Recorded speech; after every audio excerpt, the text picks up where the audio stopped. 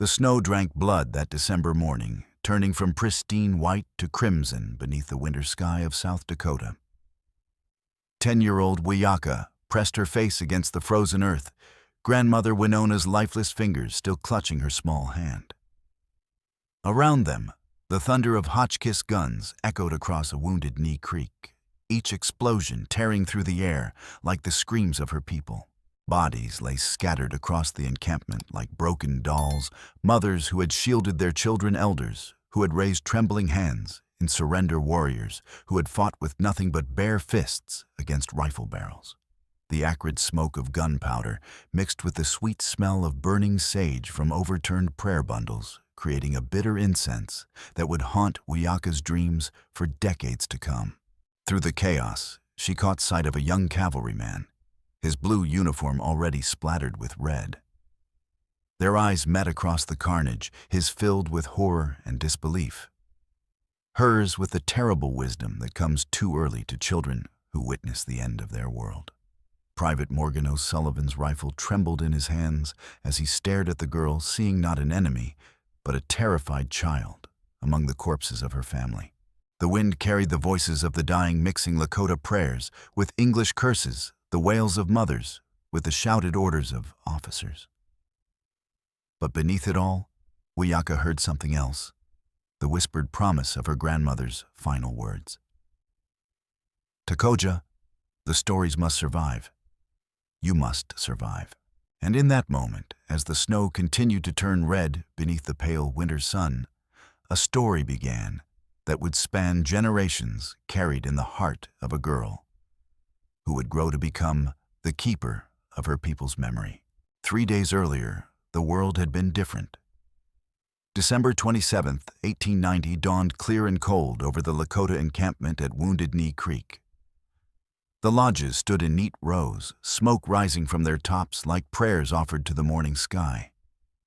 Children's laughter rang out as they played in the snow, their breath forming white clouds that dissipated quickly in the crisp air. Wiyaka sat beside her grandmother Winona outside their teepee, carefully beating a small pouch, while listening to the elder's soft voice recounting the old stories. The rhythmic movement of her small fingers matched the cadence of Winona's words, each bead a prayer, each story a sacred trust passed down through generations. Long ago, Takoja, when the buffalo covered the plains like clouds cover the sky, our people lived in harmony with all beings. Winona's weathered hands gestured as she spoke, painting pictures in the air. The Wakinyan Oyate, the thunder beings, watched over us, and the earth itself sang with our ceremonies. The old woman's voice carried the weight of countless seasons, each word polished smooth by repetition, yet retaining its power to transport listeners to a time when the world was vast and free. Wiyaka nodded solemnly, understanding even at 10 years old that these stories were more than entertainment. Benikat, they were the very foundation of what it meant to be Lakota. Nearby, her father Makpia worked on repairing a bridle, his strong hands moving with practiced efficiency. He paused occasionally to add his own memories to Winona's tales, his deep voice complementing his mother's softer tones. The family worked in comfortable companionship, each contributing to the morning's tasks, while the stories wove around them like invisible threads, binding them to their ancestors and to each other. Tell me again about the ghost dance, Unchi, Wiyaka requested, using the endearing term for grandmother. Her small fingers never stopped their precise beadwork, but her dark eyes lifted to focus intently on Winona's face. The old woman's expression grew thoughtful, perhaps even slightly troubled. The ghost dance had brought hope to many Lakota, promising the return of the buffalo and the departure of the white settlers. But it had also brought fear from the Wasichu, who didn't understand its peaceful message, fear that had already led to the death of Sitting Bull just 2 weeks earlier.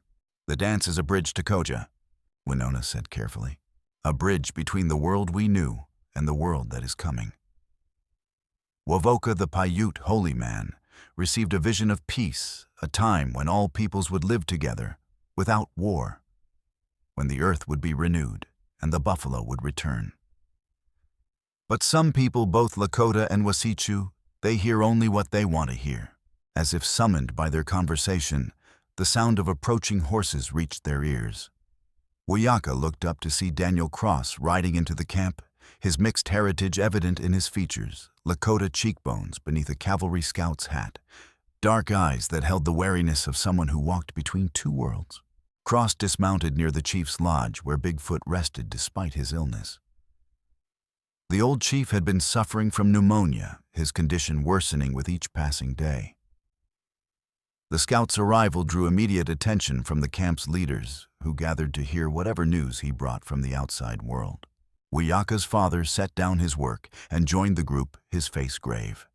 Even from a distance, the girl could see the tension in the men's postures, the way they leaned in to catch every word. Something in Cross's bearing in the set of his shoulders suggested that the news was not good. "What does he say, Ate?" she asked her father when he returned a few minutes later, using the Lakota word for father. Mahpia's expression was troubled as he settled back into his work, but his hands moved more slowly now, as if his concentration had been broken.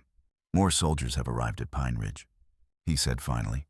"Cross says they're nervous about the ghost dance. They don't understand that it's a dance of peace, not war." Winona made a soft sound of disapproval. "Fear makes people deaf to truth," she observed. "They see our prayers and think of weapons. They hear our songs and think of war cries."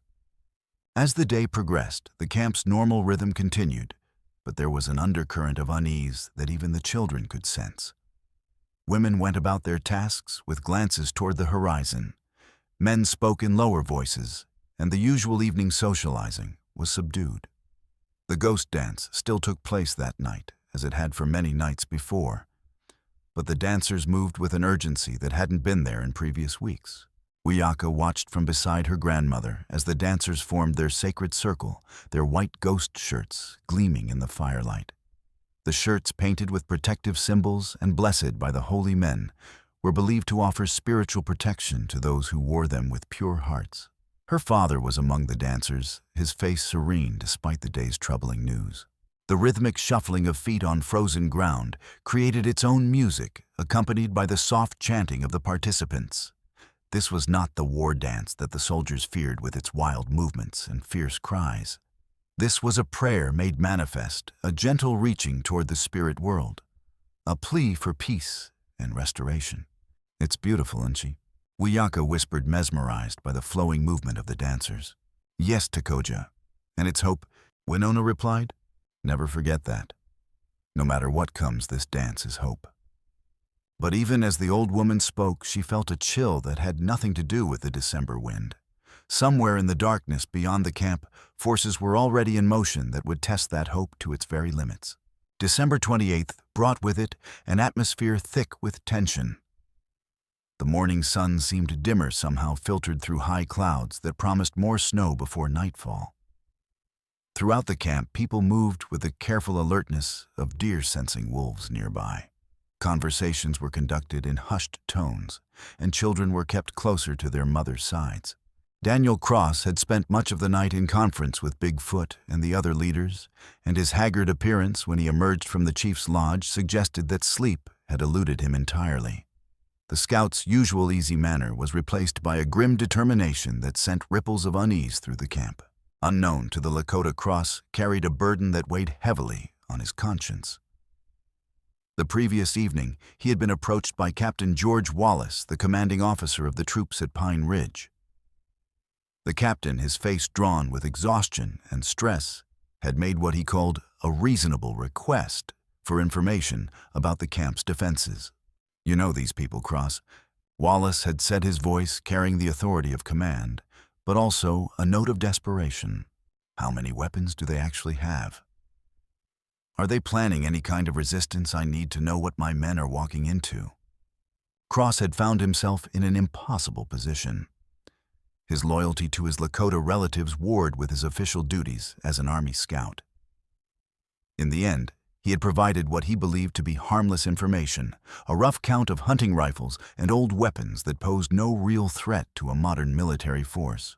What he didn't know was that his words would be twisted by nervous officers into evidence of a heavily armed enemy force preparing for war.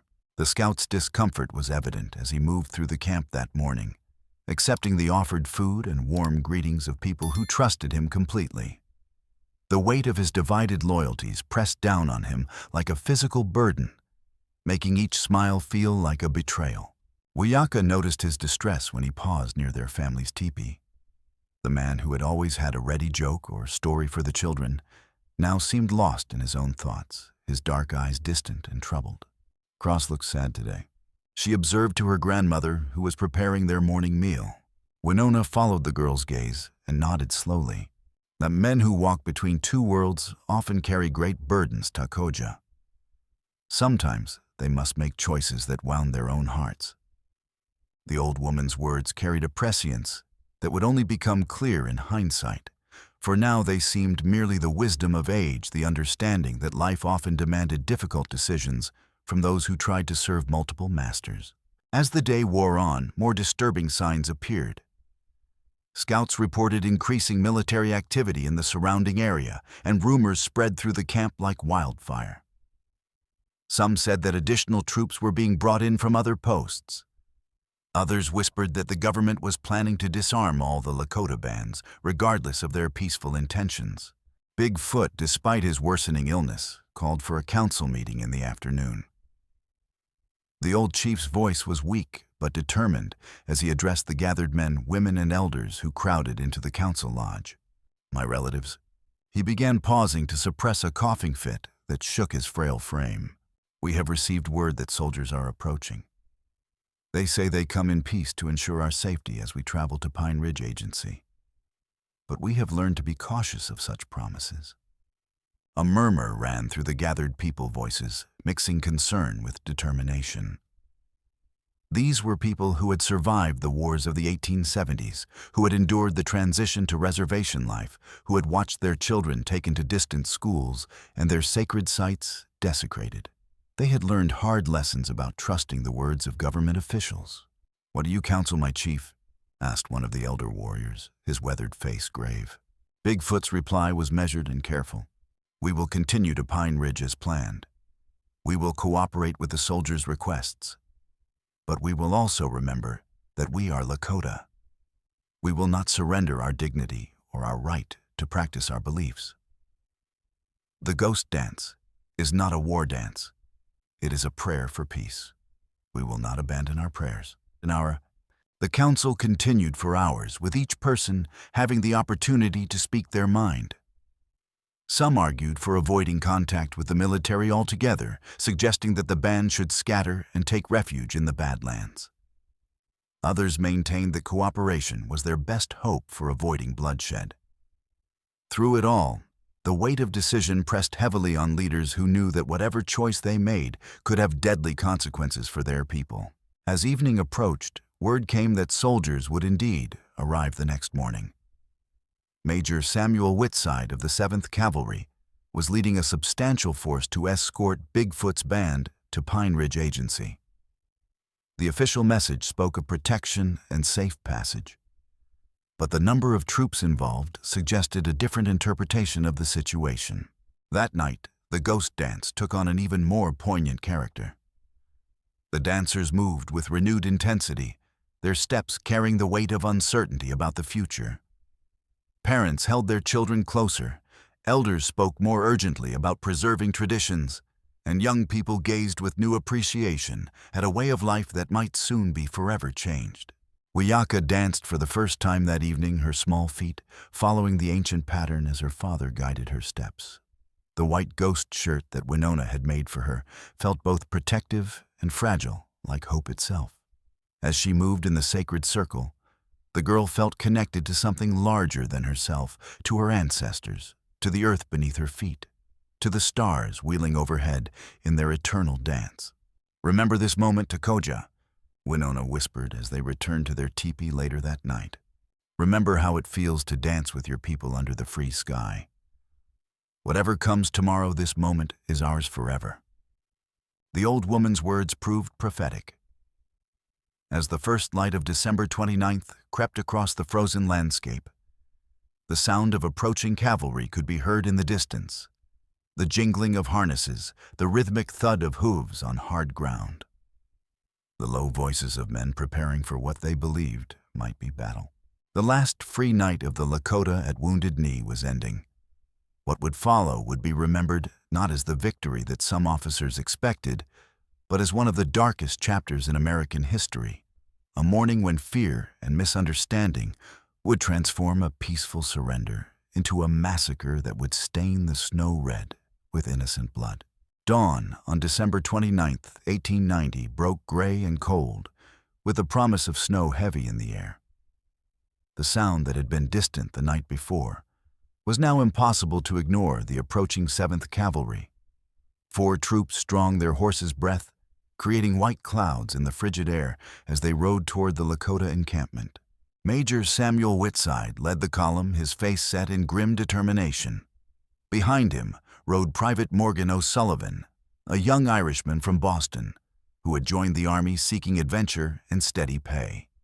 Instead, he found himself in the stark landscape of South Dakota, far from the green hills of his homeland, participating in what his officers assured him was a necessary action to maintain peace. Morgan's hands were numb with cold despite his thick gloves, and his stomach churned with a mixture of anticipation and dread. The stories he'd heard about Indian fighters and savage battles seemed unreal in the face of what he could see below a collection of teepees that looked peaceful and small against the vast expanse of prairie smoke rising from cooking fires, where families were preparing their morning meals. As the soldiers crested the final ridge overlooking Wounded Knee Creek, the full scope of their mission became clear. This wasn't the war party that some of the officers had described in their briefings. These were families, men, women, children, and elders, who appeared to be preparing for travel rather than battle. Dogs barked at the approaching cavalry, and children peered out from behind lodge flaps with wide, curious eyes. In the camp below, the arrival of the soldiers created an immediate stir. Bigfoot, despite his severe illness, emerged from his lodge to greet the military commanders. The old chief's face was gaunt and pale, his breathing labored, but his bearing remained dignified as he approached Major Whitside. Daniel Cross rode slightly apart from the main cavalry force, his position as scout giving him a different perspective on the unfolding scene. As they approached the camp, he felt the weight of the previous day's interrogation pressing on his conscience. The information he had provided about weapons in the camp, meant to reassure nervous officers that the Lakota posed no real threat, had somehow been transformed into intelligence suggesting a heavily armed and dangerous enemy force. The scout's unease deepened as he observed the soldiers' preparations. Too many rifles for a simple escort mission. Too much tension in the officers' voices. Too many nervous glances toward the camp. Cross began to realize that his words had been twisted into something he never intended, and the knowledge sat in his stomach like a cold stone. The initial meeting between Bigfoot and Major Whitside was conducted with formal courtesy, both men understanding the delicate nature of the situation. The chief, speaking through interpreters, reaffirmed his band's intention to travel peacefully to Pine Ridge Agency. Whitside, following his orders, insisted that the band would be escorted by military forces for their own protection. "We seek no trouble with the soldiers," Bigfoot said, his weak voice barely carrying in the cold air. "My people are hungry and cold. We only want to reach Pine Ridge safely." "And that's exactly what we're here to ensure," Whitside replied, though his eyes constantly scanned the camp, looking for signs of the resistance he'd been warned to expect. "We'll escort you to Pine Ridge, but first we need to set up a proper camp here for the night. The horses need rest, and we want to make sure everyone is accounted for." What neither man said aloud was the underlying tension that crackling between them like electricity before a storm. The soldiers had been told to expect trouble. The Lakota had learned through bitter experience to distrust official promises of protection. Both sides approached the situation with the wariness of animals scenting danger on the wind. As the day progressed, the military established a camp adjacent to the Lakota lodges. The positioning wasn't accidental. The soldiers' tents formed a rough circle around the Indian camp, creating what could be described as either protection or containment, depending on one's perspective.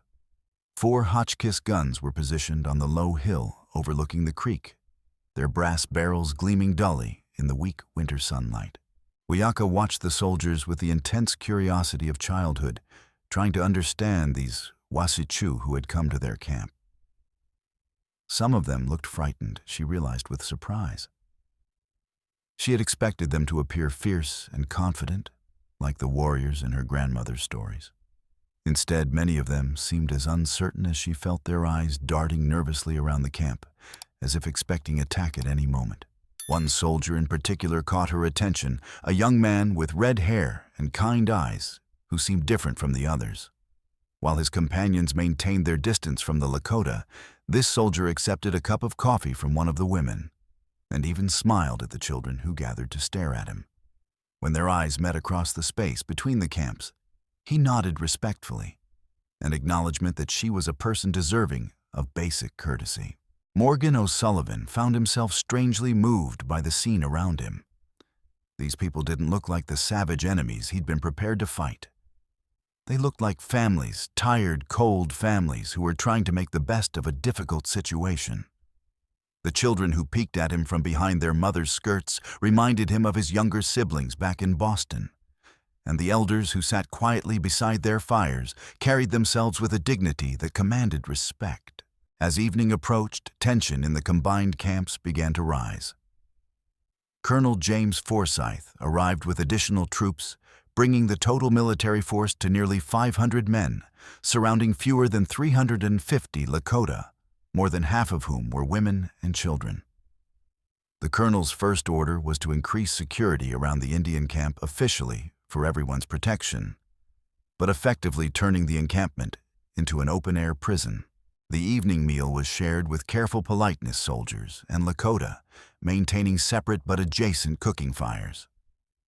Conversations were limited and stilted, conducted through interpreters and colored by mutual suspicion.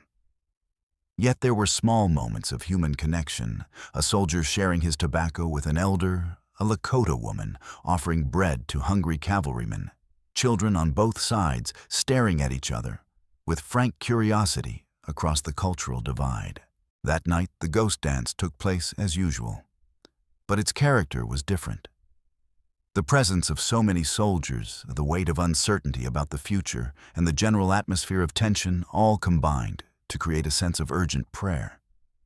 The dancers moved with particular intensity, their white ghost shirts glowing in the firelight as they shuffled in their sacred circle. From his position with the military camp, Morgan watched the dance with fascination and confusion. The movements were graceful and rhythmic, nothing like the wild war dance he'd expected. The soft chanting that accompanied the dancing sounded more like a lullaby than a war song. If this was what had the government so frightened, he couldn't understand why. Daniel Cross also watched the dance, but with growing dread. He had spent the day observing the military preparations, noting the positioning of weapons, and the increasingly aggressive tone of conversations among the officers. What had begun as a mission to escort a peaceful band to the agency was transforming into something much more ominous. Cross realized that his earlier intelligence about weapons in the camp was being used to justify preparations for what looked suspiciously like an assault. The scout's internal conflict reached a breaking point as he listened to Colonel Forsyth briefing his officers about the morning's planned activities. The plan was to disarm the Lakota completely, searching every teepee and person for weapons. Any resistance would be met with overwhelming force. The way Forsyth spoke about the operation suggested that he expected, perhaps even hoped for such resistance. As the fire died down and the dancers dispersed to their lodges, an unnatural quiet settled over both camps.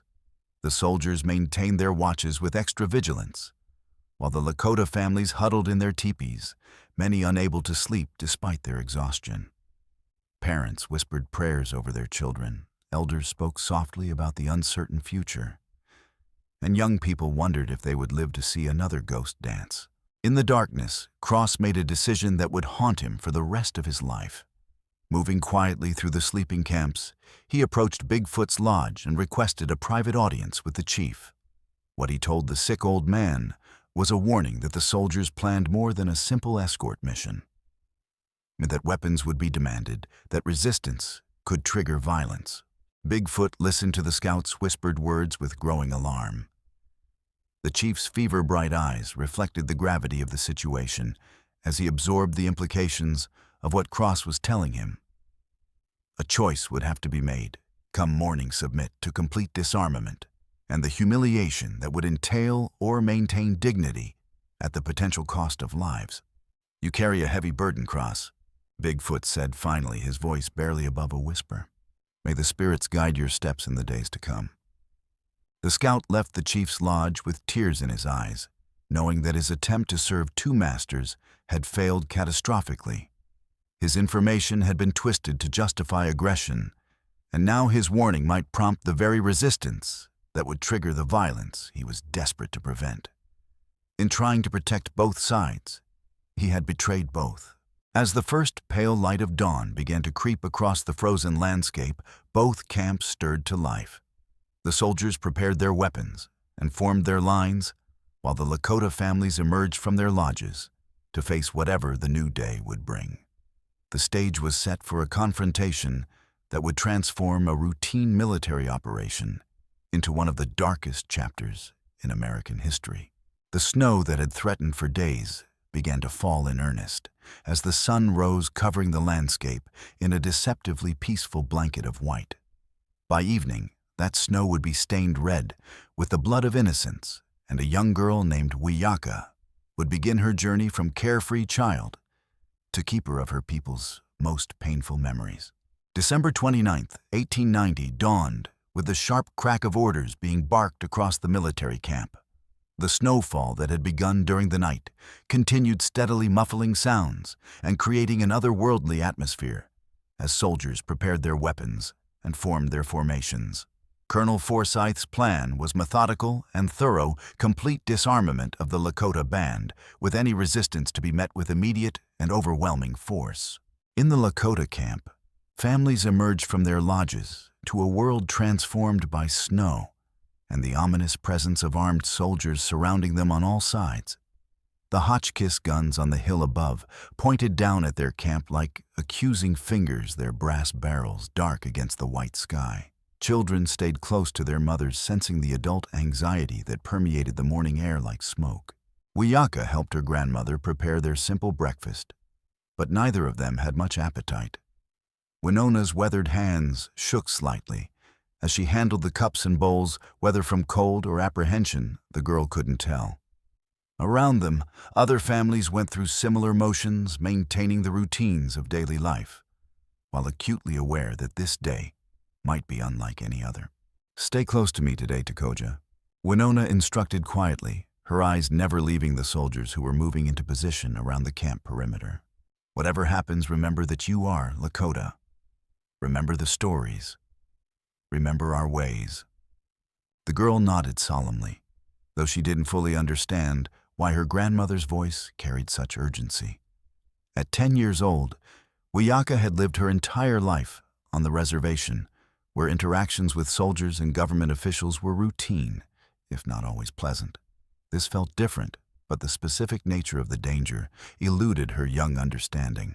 At 8 o'clock, Colonel Forsyth called for all adult male members of Bigfoot's band to assemble in the center of the camp for what he termed a routine inspection. The request was phrased as an order, and the soldiers' positioning made it clear that compliance was not optional. One by one, the Lakota men emerged from their lodges and walked toward the designated area, their faces grave, but their bearing dignified. Bigfoot himself was carried to the meeting on a stretcher, his pneumonia having worsened overnight. The chief's face was gray with fever and exhaustion, but his eyes remained alert as he surveyed the assembled soldiers and his own people. Despite his illness, his presence brought a measure of calm to the gathering Lakota men, who looked to him for guidance in this uncertain situation.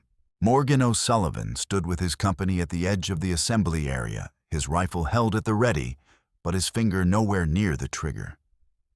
The young soldier's stomach churned with nervous energy as he watched the Lakota men comply with the colonel's orders. These didn't look like dangerous warriors preparing for battle. They looked like farmers and hunters and grandfathers, people going about their lives as best they could under difficult circumstances. The formal disarmament began with a speech by Colonel Forsyth, delivered through interpreters, explaining that all weapons must be surrendered for the safety of everyone involved. The colonel's tone was bureaucratic and matter-of-fact, as if he were discussing a routine administrative procedure rather than demanding that proud men surrender the means to hunt for their families and protect their lodges. The response was predictably mixed. Some of the younger men's faces flushed with anger at the humiliation, while elders counseled patience and compliance. A few old hunting rifles were produced immediately, along with some knives and other tools that could potentially be considered weapons. But Forsyth was not satisfied with this initial offering, convinced by his intelligence reports that the camp contained a substantial arsenal. "This is not sufficient," the colonel announced, his voice carrying across the snowy ground. "We know there are more weapons in this camp. Every lodge will be searched until we have recovered all firearms and other dangerous implements." The announcement sent a ripple of anger through the assembled Lakota men. Searching their lodges meant violating their homes, handling their sacred objects, frightening their women and children. It was an insult that went beyond mere disarmament to attack the very core of their dignity as human beings. One young warrior, his face tight with controlled rage, stepped forward slightly from the group. Yellowbird was known for his fiery temperament and his deep commitment to the ghost dance religion. His white ghost shirt was prominently displayed beneath his open coat, its painted symbols clearly visible to everyone present. "You ask us to surrender our protection?" Yellowbird said, his voice carrying clearly in the cold air. "You ask us to become helpless before those who have already taken our lands, our buffalo, our children. How can we trust promises of safety from those who have broken every promise they have made?" The young warrior's words resonated with many of the assembled men, whose own experiences with government officials had taught them hard lessons about the reliability of official assurances. A murmur of agreement rippled through the group, causing visible tension among the surrounding soldiers. Colonel Forsyth's response was swift and uncompromising. "These are not requests. These are orders. Any refusal to comply will be considered an act of resistance and will be dealt with accordingly." As if to emphasize his point, the colonel gestured toward the Hotchkiss guns positioned on the hill above. The message was clear: compliance was expected, and the consequences of refusal would be severe. The assembled Lakota men could see the artillery pieces aimed at their families, their lodges, their entire world, concentrated in this small valley beside Wounded Knee Creek. It was at this crucial moment that Daniel Cross stepped forward, his face pale but determined. The scout had spent a sleepless night wrestling with his conscience, knowing that his earlier intelligence had contributed to the current confrontation. Now he made a desperate attempt to defuse the situation before it spiraled beyond control. "Colonel," Cross said, approaching Forsyth with careful deference, "perhaps we could search the lodges with smaller groups, less intimidating. These people are frightened. They're more likely to cooperate if they don't feel threatened." Forsyth's eyes narrowed as he studied his scout. "Mr. Cross, I believe you provided intelligence about substantial weapons in this camp. Are you now suggesting that intelligence was incorrect?" The question hung in the air like a blade, its implications clear to everyone within earshot. Cross felt the weight of dozens of eyes upon him. Lakota men who trusted him, soldiers who depended on his information, officers who expected confirmation of their fears. In that moment, he realized that his attempt to serve multiple masters had trapped him in an impossible position. "Sir, I reported hunting rifles and traditional weapons," Cross said carefully, "not artillery or military-grade firearms. These people are not preparing for war, they're preparing for winter." But his clarification came too late. The machinery of military procedure was already in motion, driven by fears both rational and irrational, by standing orders and personal ambitions, by the momentum of events that had taken on a life of their own. Forsyth dismissed Cross's concerns with a wave of his hand and ordered the lodge searches to begin immediately. The searches themselves were conducted with military efficiency, but little sensitivity to cultural considerations. Soldiers entered family lodges, handling sacred objects with careless hands, frightening children who had never been so close to armed wasichu. Women clutched their babies and tried to shield their possessions from rough treatment, while elders watched in stoic silence as their homes were violated. Wiyaka pressed close to her grandmother as two soldiers entered their teepee, their heavy boots tracking snow across the carefully maintained floor coverings. Winona's face remained impassive, but the girl could feel the old woman's body trembling with suppressed emotion as the soldiers handled their few possessions with casual disregard.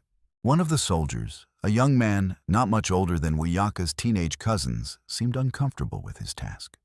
He moved carefully around the lodge's sacred area and nodded respectfully to Winona when he found nothing more threatening than a skinning knife used for preparing food. His older companion was less considerate, roughly emptying containers and scattering their contents across the ground. Outside the main assembly area was becoming increasingly tense. The lodge searches had yielded a few more weapons, mostly old rifles in poor condition, and some knives, but nothing approaching the arsenal that Forsyth had expected to find. The colonel's frustration was evident in his increasingly sharp orders, and the way he paced back and forth in front of the assembled Lakota men. It was Yellowbird who broke the escalating tension, though not in the way anyone expected. The young warrior began to chant softly in Lakota, his voice rising and falling in the rhythm of the ghost dance songs. Other men gradually joined him, their voices creating a complex harmony that seemed to fill the snowy air with spiritual power. To the Lakota participants, the chanting was a prayer, a calling upon spiritual protection in a moment of crisis. To the nervous soldiers surrounding them, it sounded like a war song, a prelude to the attack they had been warned to expect. The cultural gap between the two groups had never been wider or more dangerous. Morgan O'Sullivan listened to the chanting with a growing sense of unease.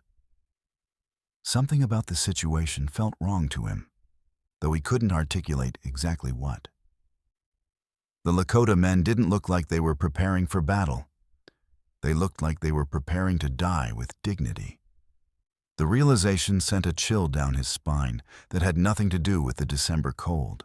Colonel Forsyth, interpreting the chanting as a sign of impending resistance, gave the order that would trigger the catastrophe: fix bayonets, prepare for resistance. The command rippled through the ranks of soldiers, and the sound of steel being attached to rifle barrels creating its own ominous rhythm. The assembled Lakota men watched this preparation with growing alarm. Some of the younger warriors tensed their hands, moving instinctively toward where their weapons would normally hang. The elders tried to maintain calm, but the sight of hundreds of bayonet-tipped rifles being pointed in their direction was almost more than human nerves could bear. It was in this moment of maximum tension that the spark finally ignited the powder keg. A young Lakota man, overwhelmed by fear and frustration, made a sudden movement toward his coat. A nervous soldier, seeing the motion and interpreting it as reaching for a hidden weapon, shouted a warning and raised his rifle. The specific sequence of events that followed would be debated for decades, with various witnesses providing conflicting accounts. What cannot be disputed is that a single gunshot shattered the tense silence, followed immediately by a fusillade of rifle fire from the surrounding soldiers. The Lakota men caught in the center of the circle had nowhere to run and nothing to fight with except their bare hands. The Hotchkiss guns on the hill opened fire almost immediately, their shells exploding among the lodges where families had taken shelter. The carefully planned military operation descended into chaos in a matter of seconds as soldiers fired at anything that moved, and desperate Lakota tried to flee the killing ground that their peaceful camp had become. Through the smoke and confusion, Wiyaka heard her grandmother screaming her name. The girl emerged from their damaged teepee to find a world transformed into nightmare bodies lying in the snow lodges, burning children crying for parents who would never answer. The ghost dance songs had been replaced by screams of pain and terror, and the white ghost shirts that were supposed to provide spiritual protection were being stained red with very real blood. This was the moment when the snow began to turn red, when a routine military operation became a massacre, when a young girl's childhood ended forever in the blood-soaked snows of Wounded Knee Creek. What followed would be hours of horror that would haunt the survivors for the rest of their lives and stain American history with a mark that could never be completely washed away. The first explosion from the Hotchkiss guns shattered more than the morning silence. It shattered the thin veneer of civilized restraint that had held the situation together. The 42mm shells designed for use against fortified positions tore through the fragile teepees like paper, sending fragments of woodhide and human flesh spinning through the air in a grotesque dance of destruction. Wiyaka's world exploded into chaos. One moment, she had been crouched beside her grandmother in their lodge, listening to the growing commotion outside. The next, she was thrown to the ground, as a shell burst nearby, the concussion wave hitting her small body like an invisible fist. Her ears rang with a high-pitched whine that seemed to drown out everything else, though she could see people running and falling around her in a nightmarish ballet of terror. Winona struggled to her feet, blood streaming from a cut on her forehead where debris had struck her. The old woman's first instinct was to protect her granddaughter, and she pulled Wiyaka close as another shell burst overhead, showering them with splinters and burning fragments. "Run to Koja," she gasped, pushing the girl toward what seemed like the safest direction. "Run to the creek," but there was no safe direction. The military positioning that had seemed like protection just hours earlier had become a deadly trap. Soldiers surrounded the camp on all sides, their rifles firing continuously into the mass of fleeing people. The Hotchkiss guns on the hill had a clear field of fire across the entire encampment, and their operators worked their weapons with mechanical efficiency, traversing the barrels to sweep explosive death across every lodge, every family group, every desperate attempt at escape. Through the smoke and chaos, Morgan O'Sullivan found himself in a waking nightmare. The young soldier had enlisted to serve his country and earned steady pay, not to participate in the slaughter of families. Around him, his fellow soldiers were firing into crowds of women and children, their faces grim with battle fury or sick with horror depending on their individual temperaments. "Cease fire, cease fire," Morgan shouted, but his voice was lost in the thunder of gunfire and the screams of the dying. A Lakota woman stumbled past him, clutching a baby to her chest, her dress already stained with blood. Without thinking, Morgan stepped between her and a group of soldiers who were raising their rifles. "Don't shoot, she's not armed," he yelled, but Sergeant Murphy pushed him aside roughly. "Well, get out of the way, O'Sullivan. They're all armed. They're all dangerous." Murphy's rifle spoke, and the woman fell forward into the snow, her baby's cries suddenly silenced. Morgan stared at the bodies in the snow, his mind struggling to process what he had just witnessed. This wasn't battle. This was butchery. These weren't enemy soldiers. They were families who had been trying to cooperate with military demands. The realization hit him like a physical blow, and he doubled over, retching into the bloody snow. Across the chaos, Daniel Cross was experiencing his own private hell. The scout had seen the situation deteriorating and had tried desperately to reach Colonel Forsyth to urge restraint. Instead, he found himself caught in the crossfire as panicked soldiers fired in all directions, unable to distinguish between threat and victim in the smoke and confusion. A group of Lakota children had taken shelter behind an overturned wagon, their small bodies huddled together in terror. Cross could see soldiers moving toward them, their faces set in grim determination. Without hesitation, the scout threw himself between the children and the approaching rifles. "They're children," he screamed. "For God's sake, they're just children." One of the soldiers, his eyes wild with battle madness, turned his rifle toward Cross. "You're either with us or against us, Breed. Make your choice." Cross's choice had been made long ago, though he was only now fully understanding its implications. He had tried to serve two worlds and had ended up betraying both.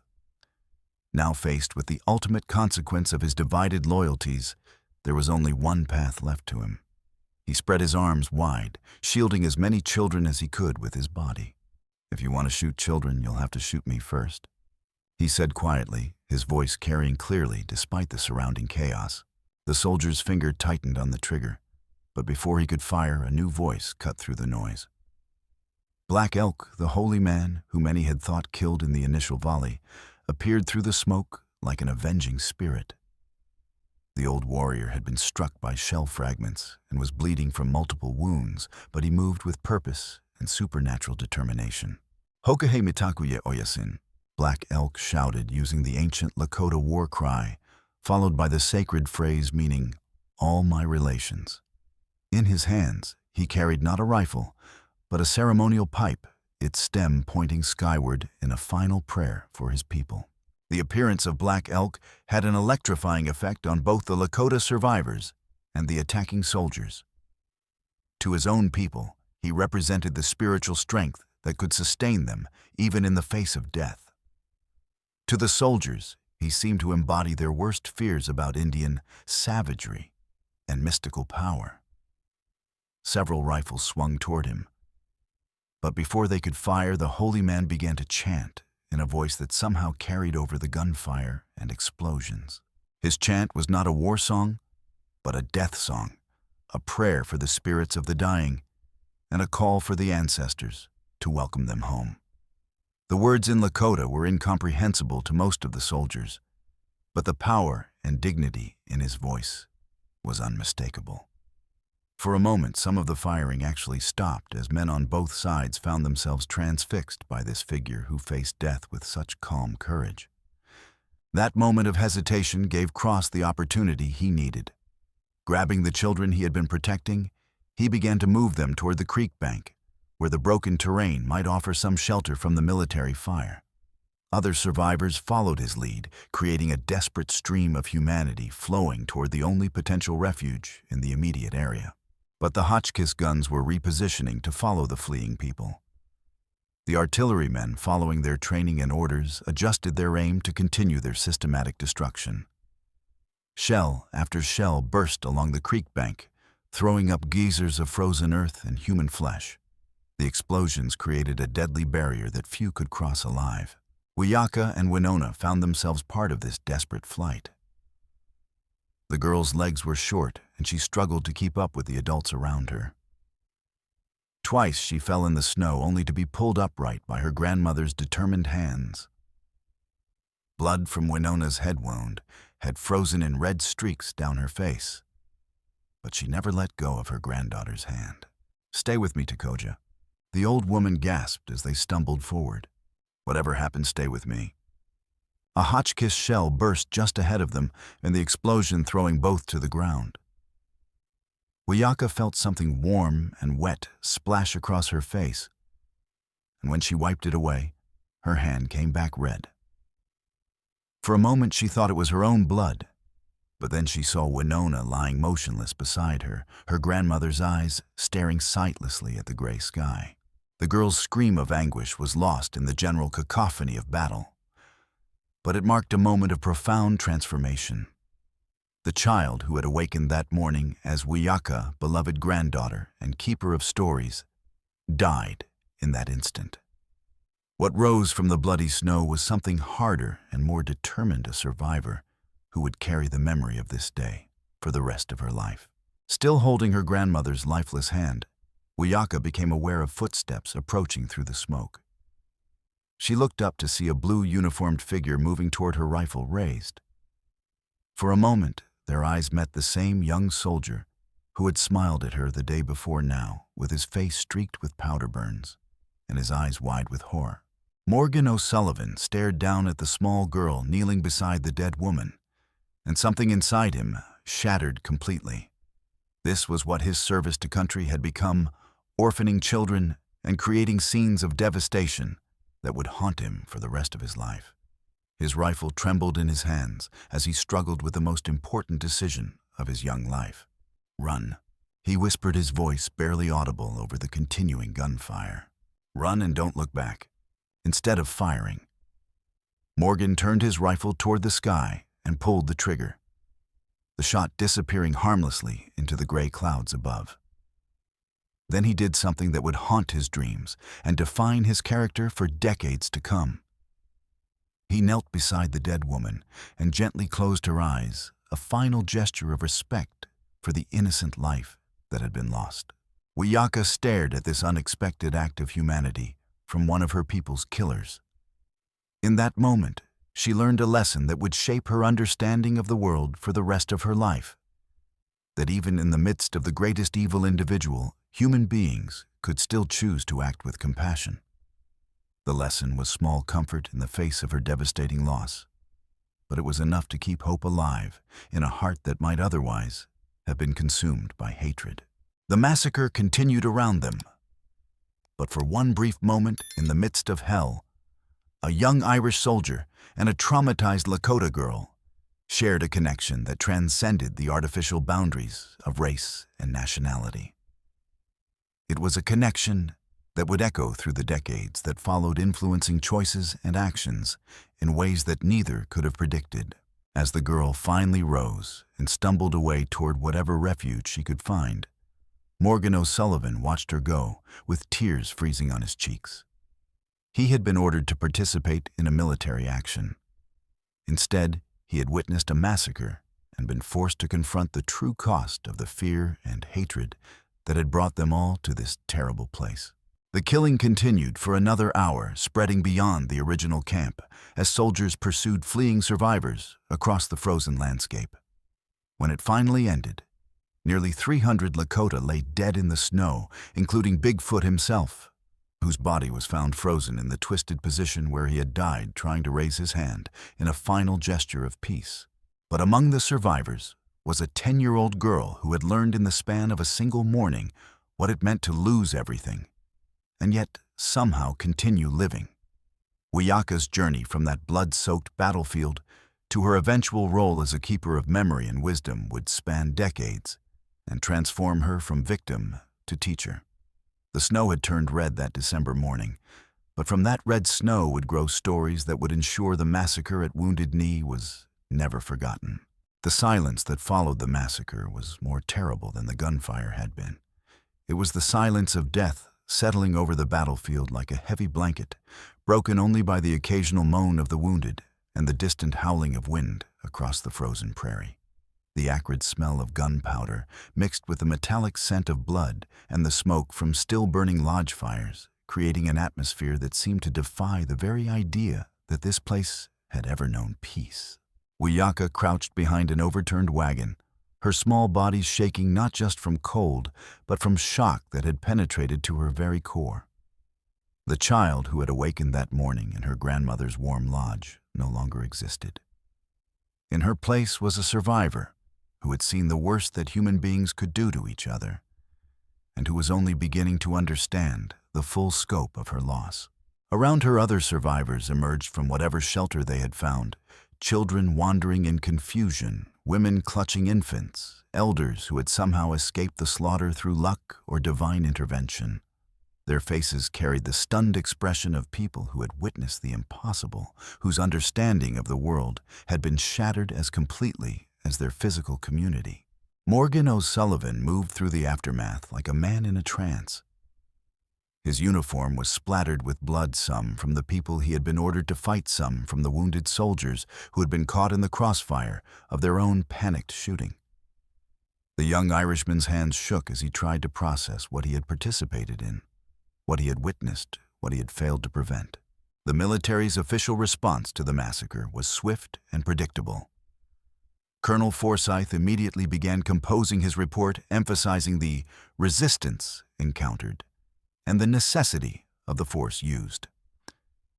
In his version of events, the 7th Cavalry had successfully suppressed a dangerous uprising, preventing what could have been a much larger conflict. But soldiers like Morgan knew the truth. They had seen families trying to flee, not warriors mounting an attack. They had watched children die in their mother's arms, elders shot down while trying to surrender. No amount of official language could transform what they had witnessed into a legitimate military victory. Daniel Cross wandered through the killing field with tears streaming down his face, his scout's knowledge allowing him to identify many of the bodies scattered in the snow. These were people he had known personally, hunters who had shared their kills with his family, women who had invited him to their fires, children who had called him uncle, in the casual way of Lakota kinship. His attempt to serve two masters had ended in betraying everyone he cared about. Near the center of the devastation, Cross found what he had been looking for, a piece of paper hastily written and tucked inside his coat during the chaos. With hands that shook from more than cold, he pulled out the folded note and read his own words one final time. To whoever finds this, I tried to warn them. I tried to stop this. My information was twisted into something I never intended. I pray the spirits will forgive me for the part I played in this horror. Tell my children that their father died trying to make amends. Daniel Cross. The scout placed the letter carefully beside the body of a young Lakota mother, hoping that somehow it would find its way to someone who could understand his torment. Then, with the systematic thinking of a man who had made his final decision, Cross walked toward the creek where the killing had been heaviest. The gunshot that ended Daniel Cross's life was attributed to cleanup operations in the official reports. Only a few people, including Wiyaka, who witnessed it from her hiding place, understood that the scout had chosen his own form of justice. For the betrayal he couldn't live with. His death removed one more voice that might have contradicted the official version of events, but it also freed him from a guilt that had become unbearable. In the immediate aftermath, Wiyaka found herself part of a pathetic group of survivors being herded toward military wagons. The Army's plan was to transport the wounded to medical care and the uninjured to designated areas where they could be processed and eventually relocated. The girl moved with mechanical obedience, her mind still too shocked to fully process what was happening to her. It was Chaska, her young uncle, who recognized her among the survivors. The teenager had been shot in the shoulder during the initial volley, but had managed to crawl away during the chaos. Now, despite his own wound, he gathered Wiyaka into his arms and held her close as they were loaded into the wagon with other survivors. Unchi is gone. Wiyaka whispered in Lakota, the first word she had spoken since the shooting stopped. I know, Tanksi. Chaska replied, using the term for younger sister. Many are gone, but you are here. You survived for a reason. The wagon ride to Pine Ridge Agency was a journey through purgatory. The wounded groaned with each bump and jolt, while those who were uninjured sat in stunned silence, staring at nothing or everything with eyes that had seen too much. Snow continued to fall gradually, covering the blood on their clothes, but unable to wash away the memories that would stain their souls forever. At Pine Ridge, the survivors were processed with military efficiency. Names were recorded, injuries were treated, and plans were made for their future placement. The children who had been orphaned, and there were many, were particular subjects of concern for the administrators who suddenly found themselves responsible for their welfare. Wiyaka's case was especially poignant. At 10 years old, she was old enough to remember her life before the massacre, but young enough to require care and guidance. More importantly, she had been identified as the granddaughter of Winona, one of the most respected storytellers among the Lakota. The cultural knowledge that the old woman had been passing down to her granddaughter was now in danger of being lost forever. It was during this processing period that an unexpected figure entered Wiyaka's story. Morgan O'Sullivan, unable to bear the weight of his participation in the massacre, had requested transfer to Pine Ridge Agency as a guard. Officially, this was presented as a routine assignment. Unofficially, it was his way of trying to atone for what he had witnessed and failed to prevent. When Morgan saw Wiyaka among the survivors, he felt a shock of recognition that went beyond their brief encounter on the battlefield. This was the child whose grandmother he had honored with his final gesture of respect, and the girl whose eyes had held such devastating accusation, and yet had somehow still contained a spark of humanity that prevented her from being consumed by hatred. The young soldier began to seek out opportunities to help the survivors in small ways: extra food rations, warmer blankets, protection from the more aggressive guards who saw all Indians as potential threats. His actions didn't go unnoticed by the survivors, who began to distinguish between the different types of Wasichu they encountered. Morgan became known as the soldier who weeps, a man whose conscience prevented him from finding peace in following orders. For Wiyaka, the weeks following the massacre were a blur of grief, confusion, and gradual adaptation to a world that had been forever changed. She was placed in a dormitory with other orphaned children, where strict schedules and regulations replaced the informal education she had received from her grandmother. English was the only language permitted. Traditional dress was forbidden, and any mention of heathen practices was severely punished.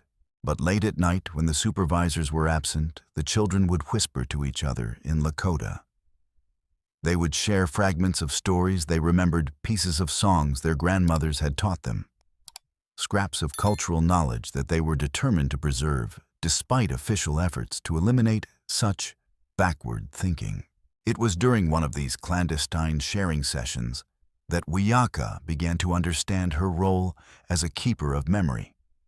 Other children remembered songs or ceremonies or specific skills, but she had been trained by Winona to remember stories, complete narratives that contained not just entertainment, but the accumulated wisdom and values of her people. "Tell us about the old times," a younger boy whispered one night, his eyes bright with curiosity despite his exhaustion. And Wiyaka found herself repeating her grandmother's words, her voice carrying across the darkened dormitory the same stories that had been told around countless fires for countless generations.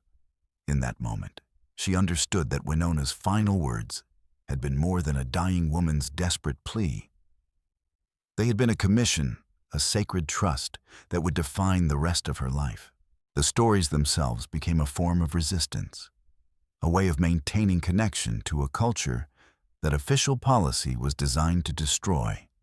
Each tale Wiyaka told was an act of defiance against the forces that had taken her family, her home, her entire way of life. Through her words, Winona lived on, and through Winona, all the ancestors who had contributed to the vast oral tradition of the Lakota people. As winter turned to spring and the immediate shock of the massacre began to fade into permanent trauma, the survivors started the long process of rebuilding their lives. For some, this meant complete assimilation into white society, abandoning their traditional ways in favor of the security that came with conformity. For others, it meant a covert preservation of their culture, maintaining their identity while outwardly complying with official expectations. Wiyaka chose a third path, one that would allow her to bridge the gap between worlds while never forgetting where she came from. She would learn the Wasichu ways, master their language and customs, but she would also remember. She would carry the stories forward into a new century, ensuring that the voices of Wounded Knee would never be completely silenced. The snow had melted by spring, washing away the last visible traces of blood from the battlefield. But the invisible stains remained carried in the hearts and minds of those who had survived. For Wiyaka and the other children of Wounded Knee, the task of healing would take not months or years, but decades. And for some, like the girl who would become a keeper of stories, the work of remembering and teaching would continue for an entire lifetime. 5 years had passed since the snow turned red at Wounded Knee, and Wiyaka had grown from a traumatized child into a determined young woman of 15. The government boarding school at Carlisle had been intended to kill the Indian and save the man. But for Wiyaka, it had become something else entirely, a training ground, where she learned to navigate between worlds while never forgetting which one she truly belonged to. During the day, she excelled in English literature and composition, her teachers praising her unusual gift for storytelling and her ability to craft narratives that moved her audiences. They didn't know that every essay she wrote, every story she crafted in their language was practice for the greater work she had committed herself to preserving and sharing the memories of her people in a form that the Wasichu world could understand and respect. At night, in the hidden spaces between official schedules, Wiyaka continued her real education. She met with other Lakota students, sharing and collecting the stories that their families had entrusted to them. Together, they created an underground network of memory, ensuring that the cultural knowledge their captors sought to destroy would survive and eventually flourish again. It was during this period that an unexpected letter arrived for her. The envelope bore no return address, but inside was a brief note and a small object wrapped in cloth. The note was written in careful English script. Miss Wiyaka, I was present at Wounded Knee that terrible day. I knew your grandmother and witnessed her final moments. I believe she would want you to have this. I pray daily for forgiveness from her spirit and yours. The world must know what really happened there. A friend who remembers. Inside the cloth wrapping was one of Winona's beading needles, bent and blackened, but unmistakably hers. Wiyaka held the small piece of metal in her hands and felt a connection to her grandmother that transcended death itself. Someone had preserved this tiny relic through all the chaos and official processing. Someone had cared enough to ensure that it reached her.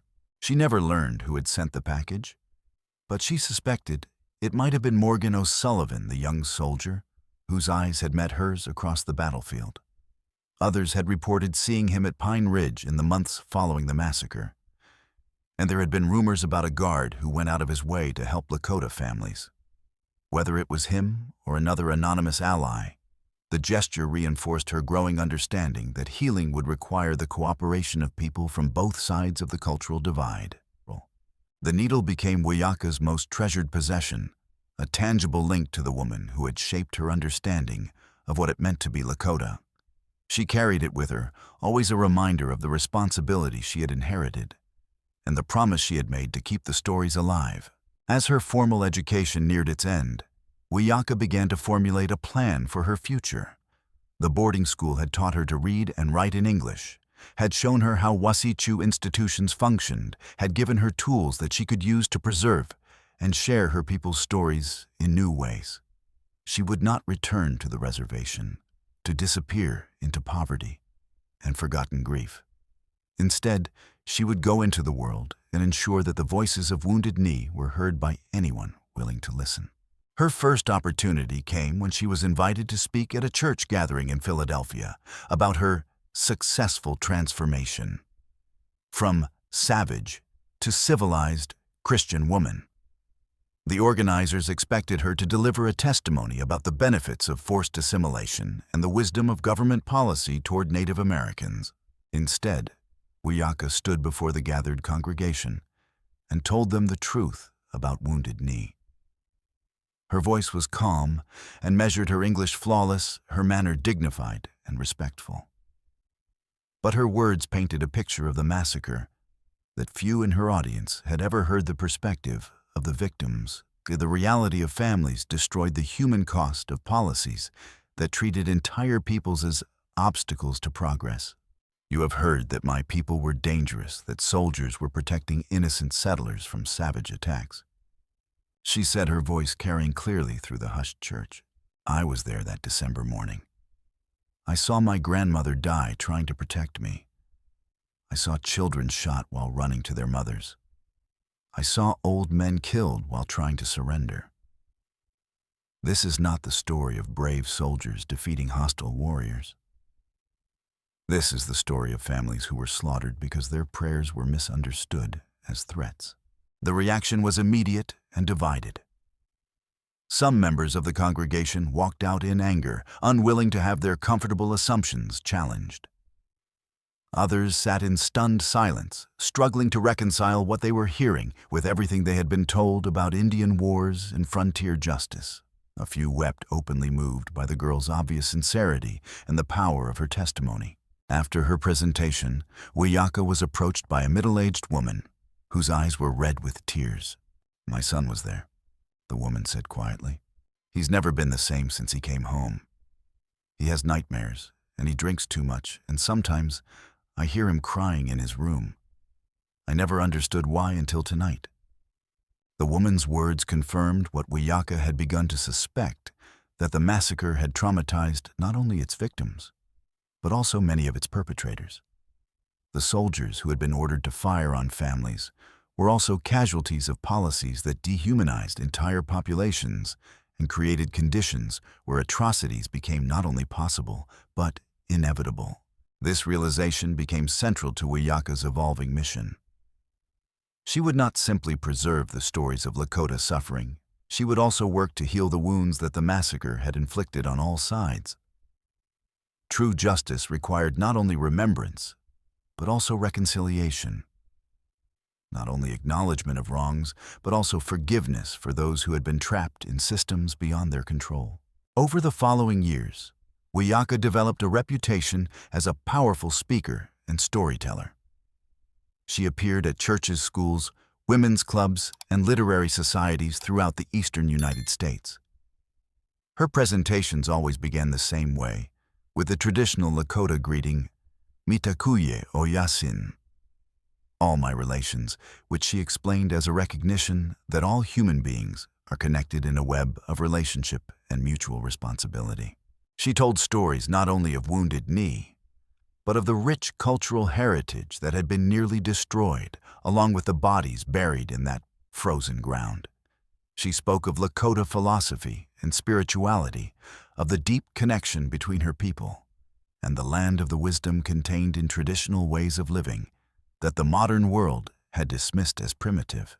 But she also told stories of kindness. She had witnessed soldiers who had refused to participate in atrocities, settlers who had helped survivors, government officials who had tried to prevent conflicts rather than provoke them. These stories were crucial to her message, because they demonstrated that humans were capable of choosing compassion even in the most difficult circumstances. As the 19th century drew to a close and the 20th began, Wiyaka found herself in contact with a growing network of people who shared her commitment to truth and reconciliation. Some were other Native Americans who were working to preserve their own cultural traditions. Others were white Americans who had been awakened to the injustices committed in their name and wanted to work for a more equitable future. Among these allies was a surprising figure, Morgan O'Sullivan, now in his 30s and working as a carpenter in Boston. The former soldier had never been able to escape the memories of Wounded Knee, and when he learned of Wiyaka's speaking tours, he sought her out at one of her presentations. Their meeting was awkward and emotionally charged, filled with the weight of shared trauma and the complex dynamics of their opposing roles in the original tragedy. But it was also profoundly healing for both of them. Morgan was able to confirm details of the massacre that official reports had obscured, while Wiyaka was able to offer him the forgiveness he had been seeking for over a decade. "I can't change what happened," Morgan said, his voice thick with emotion. "I can't bring back your grandmother or any of the others. But I can tell people what I saw. I can support your work. I can try to make sure it never happens again." Morgan became one of Wiyaka's most effective allies, using his status as a veteran to give credibility to her accounts when skeptical audiences questioned her perspective. His presence at her presentations sent a powerful message about the possibility of reconciliation and the importance of acknowledging difficult truths about the past. Together, they began to develop what would become Wiyaka's greatest project, a permanent memorial to the victims of Wounded Knee, and a center for education about Native American history and culture. This would not be a monument to defeat and despair, but a celebration of survival and hope, a place where the stories could be told and retold for generations to come. The project would take decades to complete, requiring support from hundreds of contributors and countless hours of planning and construction.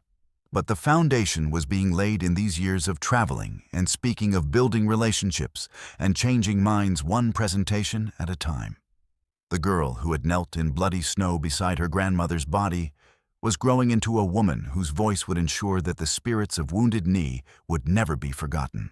By 1920, 30 years had passed since the massacre, and Wiyaka had established herself as one of the most respected voices for Native American rights and historical truth. Now 40 years old, she had spent her adult life traveling across the country, speaking to countless audiences, and gradually building the coalition that would make her vision of a memorial and learning center possible. The site she had chosen was on a hill overlooking Wounded Knee Creek, close enough to the original battlefield to honor the dead, but positioned to face the future rather than dwelling solely in the past. The memorial would consist of several elements: a sacred circle, where traditional ceremonies could be conducted, a museum displaying artifacts and telling the complete story of what happened, and most importantly, a learning lodge where young people from all backgrounds could come to understand both the tragedy and the wisdom of Lakota culture. The groundbreaking ceremony was attended by hundreds of people, survivors of the massacre. Their children and grandchildren, white allies who had supported the project, government officials who had come to understand the importance of acknowledging historical wrongs, and representatives from dozens of Native American tribes who saw the memorial as a symbol of their shared struggle for recognition and respect. Wiyaka stood before the assembled crowd, now a mature woman whose face bore the lines of decades spent carrying the weight of memory and responsibility. Her hair, now streaked with gray, was braided in the traditional style she had returned to once she was free to make her own choices about appearance. Around her neck, she wore a necklace made from her grandmother's beading needle, transformed by a Lakota metalworker into a pendant that caught the sunlight like a small star. Mitakuye Oyasin. She began as she had begun every presentation for the past 25 years. All my relations. We gather here today not to dwell in sorrow, though sorrow is part of our story. We gather not to seek revenge, though injustice was done here. We gather to remember, to honor, to learn, and to heal. Among the crowd, she could see familiar faces that had become part of her extended family over the years. Morgan O'Sullivan was there, his red hair now completely silver, but his eyes still carrying the same mixture of sorrow and determination that had marked him since Wounded Knee. Beside him stood his wife, Abigail, the same woman who had sought warmth and stories among Lakota women before the massacre, and who had become one of Wiyaka's closest collaborators in building bridges between communities. Chaska was there as well, now a successful rancher and tribal leader who had used his position to advocate for Lakota rights while building positive relationships with white neighbors. The teenager who had comforted Wiyaka in the aftermath of the massacre had grown into a man who embodied the possibility of maintaining cultural identity while engaging constructively with the broader American society. As the ceremony continued, various speakers shared their perspectives on the significance of the memorial. A grandson of Bigfoot spoke about the importance of remembering not just the death, but the life and wisdom of the chief. A historian from Harvard University discussed the broader context of Indian-white relations and the need for educational institutions to tell more complete and honest stories about American history. But it was the presence of children in the crowd that gave Wiyaka the greatest satisfaction. Young faces, both Native American and white, looked up at her with the same curiosity and openness that she remembered from her own childhood. These were the future, the ones who would inherit the stories and carry them forward into whatever challenges and opportunities lay ahead. When the formal speeches ended, Wiyaka invited everyone to participate in a traditional blessing ceremony. She explained each element as it unfolded, teaching the assembled crowd about the spiritual beliefs that had sustained her people through centuries of change and challenge. The ceremony was not exclusive to Lakota participants. Anyone who approached with respect and sincere intention was welcome to join the circle. As sage smoke rose toward the sky and voices joined together in ancient songs, something remarkable happened. The artificial barriers that had seemed so permanent between Indian and white, Christian and traditional past and future became permeable. For a few precious moments, the vision that had inspired the ghost dance seemed to become reality. A world where all peoples could live together in harmony and mutual respect. The construction of the memorial complex took 5 years to complete, with workers drawn from both the local community and specialized craftsmen from various Native American tribes. The buildings were designed to blend traditional architectural elements with modern construction techniques, creating structures that honored the past while serving contemporary educational needs. The museum portion of the complex presented the history of Wounded Knee with unflinching honesty, but also with careful attention to context and complexity. Visitors learned not only about the massacre itself, but about the broader pattern of cultural misunderstanding and policy failures that had made such tragedies possible. They also learned about Lakota culture spirituality and social organization knowledge that helped them understand what had been at stake in the conflicts of the late 19th century. But the heart of the complex was the Learning Lodge, a circular building designed according to traditional principles, where Wiyaka and other teachers conducted regular classes for people of all ages. The curriculum included Lakota language and history, traditional arts and crafts, environmental stewardship practices, and most importantly, the art of storytelling itself. Wiyaka had come to understand that stories were not just entertainment or even just education, and they were the fundamental method by which human beings made sense of their world and transmitted wisdom across generations. The stories she had inherited from her grandmother were precious beyond measure, but they were only valuable if they continued to live and grow through the telling. Each evening, as the sun set over the hills of South Dakota, Wiyaka would gather a circle of listeners in the Learning Lodge. The group might include Lakota children learning about their heritage, white students from nearby colleges studying Native American culture, visiting scholars, conducting research, or simply curious tourists who wanted to understand more about the place they were visiting. The stories she told were ancient and modern, sacred and secular, tragic and hopeful. She might tell the traditional tale of how the Lakota people came to live on the Great Plains, or she might share her own memories of life before the massacre. She might describe the spiritual significance of the buffalo to her ancestors, or she might discuss the contemporary challenges facing Native American communities. But every storytelling session included some reference to Wounded Knee, not as a defining tragedy that reduced her people to perpetual victims, but as a crucial chapter in an ongoing story of survival, resistance, and renewal. The massacre was important precisely because it had not succeeded in destroying the Lakota people or their culture. The fact that she could sit in that lodge telling those stories to eager listeners was itself a triumph over the forces that had sought to eliminate Native American voices entirely. One evening in 1930, 40 years after the massacre, Wiyaka found herself telling stories to a group that included several children whose grandparents had been at Wounded Knee. Some were descendants of survivors, others were descendants of soldiers who had participated in the attack. All were young enough to approach the story without the burden of guilt or resentment that often complicated adult perspectives. As she looked around the circle of young faces, brown and white, and various shades in between, Wiyaka realized that her grandmother's vision was finally being fulfilled. The stories were surviving, but more than that, they were creating new understanding and new relationships. These children would grow up knowing both the tragedy and the resilience of Wounded Knee, and they would carry that knowledge into a future where such understanding might prevent similar tragedies from occurring. Unchi always told me that stories have power. Wiyaka said as the evening session drew to a close.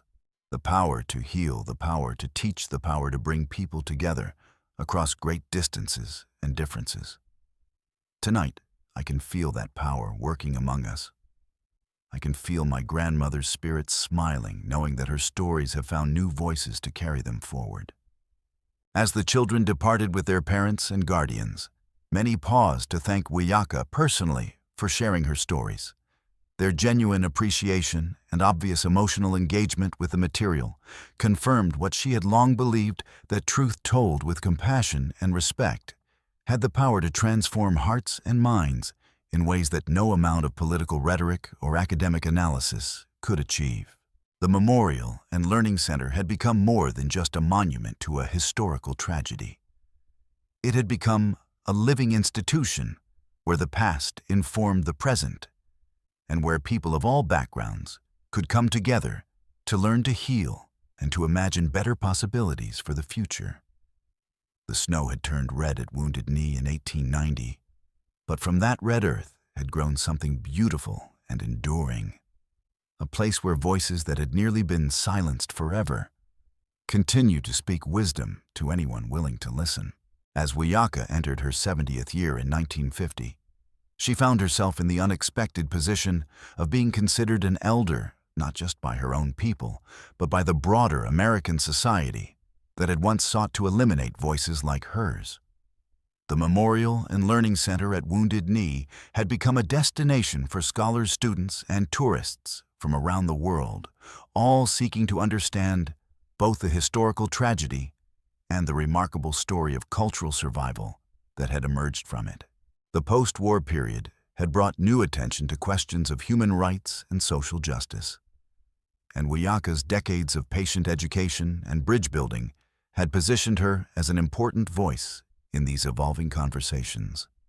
Universities invited her to lecture, government committees sought her testimony on Native American affairs, and a new generation of activists looked to her as an elder whose wisdom had been earned through direct experience of both suffering and triumph. But perhaps most importantly, she had successfully established a tradition of storytelling that would continue long after her own voice was silenced. Young Lakota men and women trained in the Learning Lodge were now traveling throughout Indian country, sharing the stories and teaching the lessons that Wiyaka had spent a lifetime preserving and developing. The work had grown beyond any single person's ability to manage, which was exactly as it should be. On a crisp October evening in 1950, 60 years after the massacre, Wiyaka stood once again before a gathering in the Learning Lodge.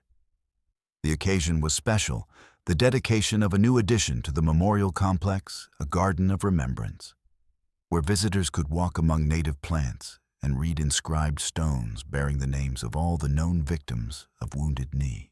The garden had been designed according to traditional Lakota principles, with paths that formed a sacred spiral leading to a central fire circle where ceremonies could be conducted. Each inscribed stone included not just a name, but a brief description of who the person had been in life. A mother, a hunter, a storyteller, a child just learning to walk. The goal was to ensure that visitors understood that these were not faceless victims, but individuals with their own hopes, dreams, relationships, and contributions to their community. As Wiyaka walked slowly through the garden, reading each name and remembering each face, she felt the presence of all those who had been lost that December morning 6 decades earlier. But she also felt something else: gratitude for the life she had been allowed to live, for the opportunities she had been given to transform tragedy into teaching, suffering into service. The crowd that gathered for the dedication ceremony was the largest in the memorial's history. Representatives from dozens of Native American tribes had come to honor the dead and celebrate the living tradition that had grown from their sacrifice. Government officials, including some from the Department of Interior and the Bureau of Indian Affairs, attended to acknowledge both historical wrongs and contemporary progress. Academic delegations from universities across the country brought students who were studying the complex history of American expansion and its impact on indigenous peoples. But the most significant attendees were the families, descendants of survivors, relatives of the dead children, and grandchildren of people whose lives had been forever changed by the events of 1890. For many of them, this was a pilgrimage, a way of connecting with ancestors whose stories had been passed down through 3 generations of oral tradition, supplemented by the written and visual records maintained at the memorial. When Wiyaka rose to address the assembled crowd, she moved slowly, her age evident in her careful steps and the way she used a walking stick carved from wood, taken from the site of her childhood lodge. But her voice remained strong and clear, trained by decades of public speaking to carry to the farthest corners of any gathering. "Mitakuye oyasin," she began, and the familiar words seemed to ripple through the crowd like a blessing. 60 years ago, I was a child who witnessed the end of one world and the beginning of another. Today, I am an old woman who has lived to see that new world become something none of us could have imagined in 1890. She paused, her eyes moving across the diverse faces before her Native American and white young and old local residents and visitors from distant places. When I first began telling the stories of Wounded Knee, many people did not want to hear them. The pain was too fresh, the guilt too heavy, the implications too challenging for comfortable assumptions about American progress and moral righteousness. But stories have a way of insisting on being told, and truth has a way of surfacing no matter how deeply it is buried. Wiyaka's address that evening became one of her most memorable and widely quoted speeches. She spoke about the evolution of American attitudes toward Native peoples, acknowledging genuine progress while noting how much work remained to be done. She discussed the importance of historical memory not as a way of perpetuating resentment, but as a foundation for building more just and inclusive communities. Most powerfully, she shared her vision for the future, a time when the lessons learned from tragedies like Wounded Knee would help prevent new forms of persecution and violence. She spoke about the universal human capacity for both cruelty and compassion, and the responsibility each person had to choose which impulse they would follow in their own lives and communities. "The snow turned red at Wounded Knee," she said as her speech neared its conclusion. "But from that red earth has grown something green and living. From the pain of loss has come the strength to remember. From the darkness of hatred has come the light of understanding. This is the ultimate victory over those who sought to destroy us, not that we survived, though we did, but that we learned to transform suffering into wisdom, isolation into connection, despair into hope." After the formal ceremony concluded, Wiyaka spent hours walking through the crowd, greeting old friends and meeting new ones. A delegation of Lakota teenagers from Pine Ridge Agency presented her with a star quilt they had made in her honor, its intricate patterns telling the story of her life's work in traditional artistic form. College students from various tribes sought her advice about their own efforts to preserve and revitalize indigenous languages and cultures. Elderly white Americans, some of whom had grown up hearing very different stories about Indian wars, thanked her for helping them understand a more complete and honest version of their shared history. Among the visitors was a surprise guest, a frail man in his 80s, who had traveled from Boston specifically to attend the ceremony. Morgan O'Sullivan, now widowed and in poor health, had made what he expected to be his final pilgrimage to Wounded Knee. His presence at the memorial had become an annual tradition, his own way of honoring the dead and supporting Wiyaka's work of reconciliation. When the two old friends met that evening, their conversation was brief but profound. Both understood that they were nearing the end of their earthly journeys, and both wanted to ensure that the work they had begun together would continue after their deaths. "The young ones understand," Morgan said, gesturing toward a group of students who were engaged in animated discussion near the memorial's eternal flame. "They get it in a way that my generation never could. Maybe that's what we were really building here, not just a memorial to the past, but a foundation for a better future." Wiyaka nodded her weathered hand, finding his equally aged one.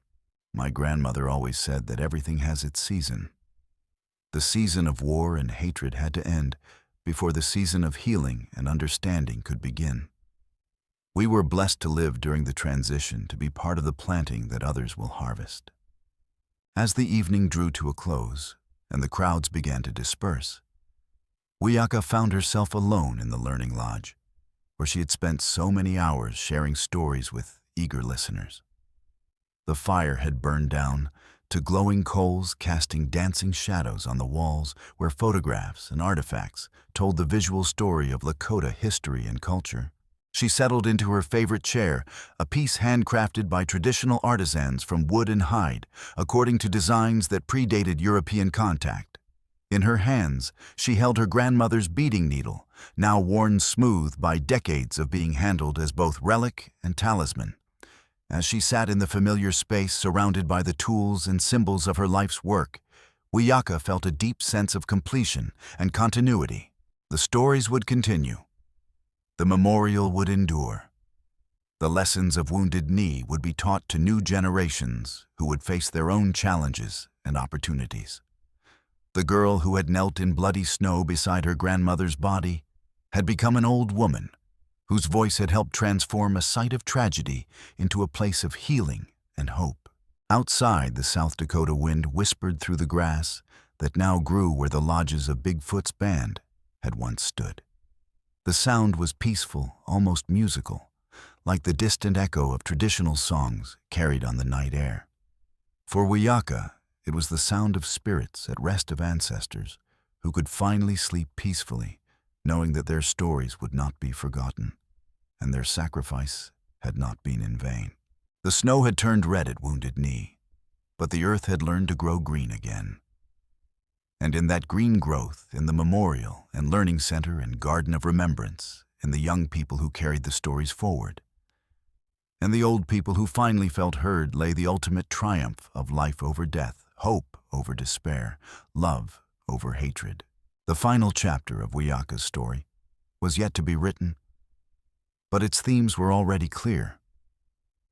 She had taken the broken pieces of a shattered world and helped rebuild them into something stronger and more beautiful than what had existed before.